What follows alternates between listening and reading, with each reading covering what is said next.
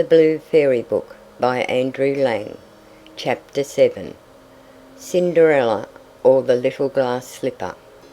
Once there was a gentleman who married, for his second wife, the proudest and most haughty woman that ever was seen. She had, by a former husband, 2 daughters of her own humour, who were, indeed, exactly like her in all things. He had likewise, by another wife, a young daughter, but of unparalleled goodness and sweetness of temper, which she took from her mother, who was the best creature in the world. No sooner were the ceremonies of the wedding over, but the mother-in-law began to show herself in her true colours. She could not bear the good qualities of this pretty girl, and the less because they made her own daughters appear the more odious. She employed her in the meanest work of the house. She scoured the dishes, tables, etc., and scrubbed Madam's chamber, and those of Mrs., her daughters. She lay up in a sorry garret, upon a wretched straw bed, while her sisters lay in fine rooms, with floors all inlaid, upon beds of the very newest fashion, and where they had looking-glasses so large that they might see themselves at their full length from head to foot. The poor girl bore all patiently, and dared not tell her father, who would have rattled her off, for his wife governed him entirely. When she had done her work, she used to go into the chimney-corner, and sit down among cinders and ashes, which made her commonly be called Cinder-wench. But the youngest, who was not so rude and uncivil as the eldest, called her Cinderella. However, Cinderella, notwithstanding her mean apparel, was 100 times handsomer than her sisters, though they were always dressed very richly. It happened that the king's son gave a ball, and invited all persons of fashion to it. Our young misses were also invited, for they cut a very grand figure among the quality. They were mightily delighted at this invitation, and wonderfully busy in choosing out such gowns, petticoats, and head-clothes as might become them. This was a new trouble to Cinderella, for it was she who ironed her sisters' linen, and plaited their ruffles. They talked all day long of nothing but how they should be dressed. "For my part," said the eldest, "I will wear my red velvet suit with French trimming." "And I," said the youngest, "shall have my usual petticoat, but then, to make amends for that, I will put on my gold-flowered manteau, and the diamond stomacher, which is far from being the most ordinary one in the world." They sent for the best tire-woman they could get to make up their head-dresses and adjust their double pinners, and they had their red brushes and patches from Mademoiselle de la Poche. Cinderella was likewise called up to them to be consulted in all these matters, for she had excellent notions, and advised them always for the best, nay, and offered her services to dress their heads, which they were very willing she should do. As she was doing this, they said to her, "Cinderella, would you not be glad to go to the ball?" "Alas," said she, "you only jeer me. It is not for such as I am to go thither." "Thou art in the right of it," replied they. "It would make the people laugh to see a cinder-wench at a ball." Anyone but Cinderella would have dressed their heads awry, but she was very good, and dressed them perfectly well. They were almost 2 days without eating, so much were they transported with joy. They broke above a dozen laces in trying to be laced up close, that they might have a fine slender shape, and they were continually at their looking-glass.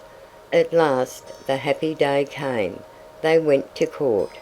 and Cinderella followed them with her eyes as long as she could, and when she had lost sight of them she fell a-crying. Her godmother, who saw her all in tears, asked her what was the matter. "I wish I could, I wish I could—" She was not able to speak the rest, being interrupted by her tears and sobbing. This godmother of hers, who was a fairy, said to her, "Thou wishest thou couldst go to the ball, is it not so?" "Yes," cried Cinderella, with a great sigh. "Well," said her godmother, "be but a good girl, and I will contrive that thou shalt go." Then she took her into her chamber, and said to her, "Run into the garden, and bring me a pumpkin." Cinderella went immediately to gather the finest she could get, and brought it to her godmother, not being able to imagine how this pumpkin could make her go to the ball. Her godmother scooped out all the inside of it, having left nothing but the rind, which done, she struck it with her wand, and the pumpkin was instantly turned into a fine coach, gilded all over with gold. She then went to look into her mouse-trap, where she found 6 mice, all alive, and ordered Cinderella to lift up a little the trapdoor, when, giving each mouse, as it went out, a little tap with her wand, the mouse was that moment turned into a fine horse, which altogether made a very fine set of 6 horses of beautiful mouse-coloured dapple grey. Being at a loss for a coachman, "I will go and see," says Cinderella, "if there is never a rat in the rat-trap, we may make a coachman of him." "Thou art in the right," replied her godmother, "go and look." Cinderella brought the trap to her, and in it there were 3 huge rats. The fairy made choice of one of the 3 which had the largest beard, and, having touched him with her wand, he was turned into a fat, jolly coachman, who had the smartest whiskers eyes ever beheld. After that, she said to her, "Go again into the garden, and you will find 6 lizards behind the watering pot. Bring them to me." She had no sooner done so but her godmother turned them into 6 footmen, who skipped up immediately behind the coach, with their liveries all bedaubed with gold and silver, and clung as close behind each other as if they had done nothing else their whole lives. The fairy then said to Cinderella, "Well, you see here an equipage fit to go to the ball with. Are you not pleased with it?" "Oh, yes," cried she, "but must I go thither as I am, in these nasty rags?" Her godmother only just touched her with her wand, and, at the same instant, her clothes were turned into cloth of gold and silver, all beset with jewels. This done, she gave her a pair of glass slippers, the prettiest in the whole world. Being thus decked out, she got up into her coach, but her godmother, above all things, commanded her not to stay till after midnight, telling her, at the same time, that if she stayed one moment longer, the coach would be a pumpkin again, her horses mice, her coachman a rat, her footmen lizards, and her clothes become just as they were before. She promised her godmother she would not fail of leaving the ball before midnight, and then away she drives, scarce able to contain herself for joy. The king's son, who was told that a great princess, whom nobody knew, was come, ran out to receive her. He gave her his hand as she alighted out of the coach, and led her into the ball, among all the company. There was immediately a profound silence. They left off dancing, and the violins ceased to play, so attentive was everyone to contemplate the singular beauties of the unknown newcomer. Nothing was then heard but a confused noise of "Ha! How handsome she is! Ha! How handsome she is!" The king himself, old as he was, could not help watching her, and telling the queen softly that it was a long time since he had seen so beautiful and lovely a creature. All the ladies were busied in considering her clothes and headdress, that they might have some made next day after the same pattern, provided they could meet with such fine material and as able hands to make them. The king's son conducted her to the most honourable seat, and afterward took her out to dance with him. She danced so very gracefully that they all more and more admired her. A fine collation was served up, whereof the young prince ate not a morsel, so intently was he busied in gazing on her. She went and sat down by her sisters, showing them 1,000 civilities, giving them part of the oranges and citrons which the prince had presented her with, which very much surprised them, for they did not know her. While Cinderella was thus amusing her sisters, she heard the clock strike 11 3/4, whereupon she immediately made a curtsy to the company and hasted away as fast as she could. When she got home she ran to seek out her godmother, and, after having thanked her, she said she could not but heartily wish she might go next day to the ball, because the king's son had desired her. As she was eagerly telling her godmother whatever had passed at the ball, her two sisters knocked at the door, which Cinderella ran and opened. "How long you have stayed!" cried she, gaping, rubbing her eyes and stretching herself as if she had been just waked out of her sleep. She had not, however, any manner of inclination to sleep since they went from home. "If thou hadn't been at the ball," said one of her sisters, "thou wouldst not have been tired with it.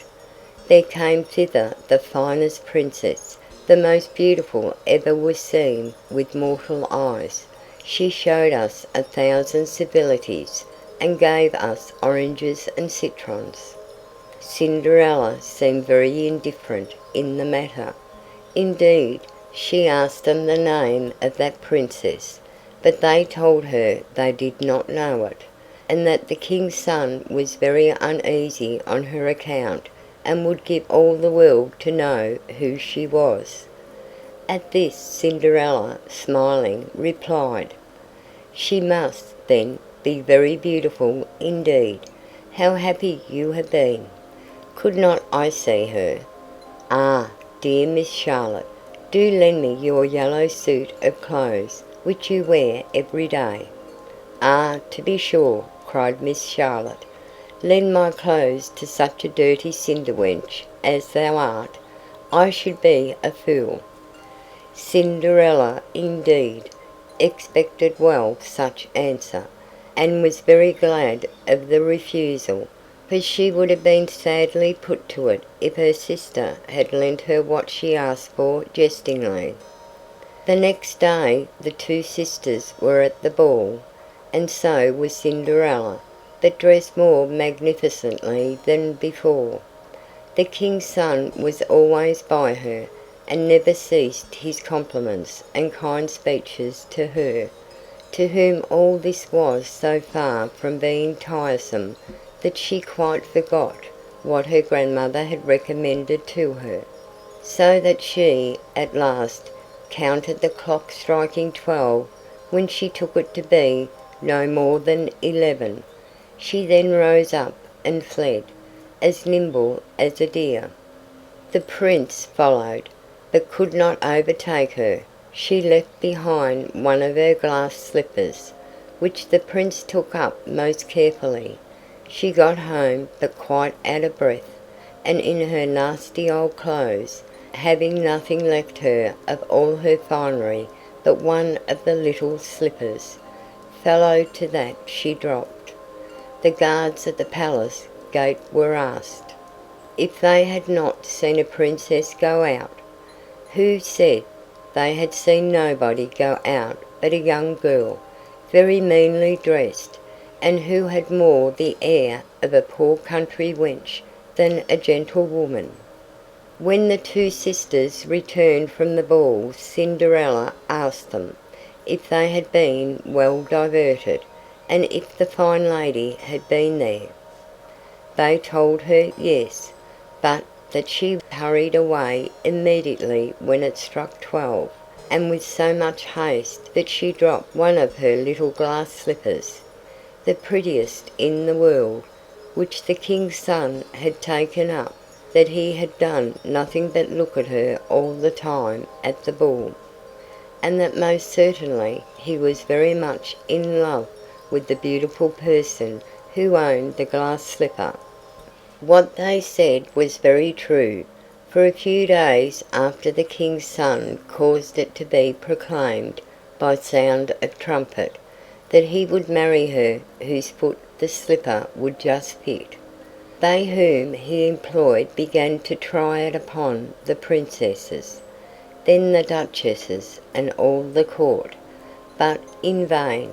It was brought to the two sisters, who did all they possibly could to thrust their foot into the slipper, but they could not effect it. Cinderella, who saw all this, and knew her slipper, said to them, laughing, "Let me see if it will not fit me." Her sisters burst out laughing, and began to banter her. The gentleman who was sent to try the slipper looked earnestly at Cinderella, and, finding her very handsome, said, it was but just that she should try, and that he had orders to let everyone make trial. He obliged Cinderella to sit down, and, putting the slipper to her foot, he found it went on very easily, and fitted her as if it had been made of wax. The astonishment of her two sisters wherein was excessively great, but still abundantly greater when Cinderella pulled out of her pocket the other slipper, and put it on her foot. Thereupon in came her godmother, who, having touched with her wand Cinderella's clothes, made them richer and more magnificent than any of those she had before. And now her two sisters found her to be that fine, beautiful lady whom they had seen at the ball. They threw themselves at her feet to beg pardon for all the ill treatment they had made her undergo. Cinderella took them up, and, as she embraced them, cried that she forgave them with all her heart, and desired them always to love her. She was conducted to the young prince. Dressed as she was, he thought her more charming than ever, and, a few days after, married her. Cinderella, who was no less good than beautiful, gave her two sisters lodgings in the palace, and that very same day matched them with two great lords of the court. Chapter 7.